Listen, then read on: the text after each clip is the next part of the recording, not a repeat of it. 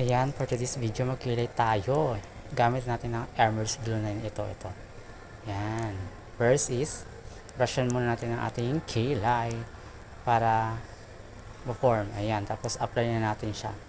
Ayan, para ka nang nag-Rexona. And then, brushin natin para ma-flip up lahat ng ating buhok, hindi lumaban. Ayan, tapos i-shape na natin. Ayan, meron pa natira. Ayan. Go. Brush ulit para mag-flip up lahat ng ating buhok sa kilay kasi lumalaban yan. Go. Yan, tapos brushin natin. I-form natin na maayos. Yan, oh. Diba? Kasi may mga sobra-sobra diyang glue. Tanggalin din natin. Yan, linisan natin siya. Yan, perfect.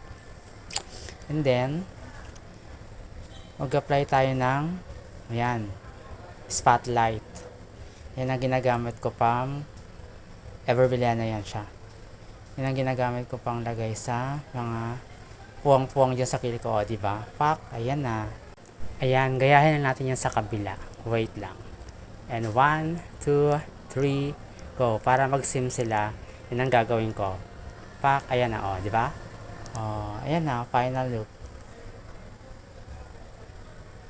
O, same na sila. Pareho ng meron.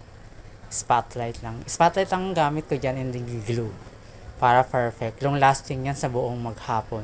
Hanggang magdamag laban na laban yan ng kilay na yan. O, diba? Pak. O, awara ang kilay. O, pak. Go. Pak. Laban ka dyan. Pak. Pak.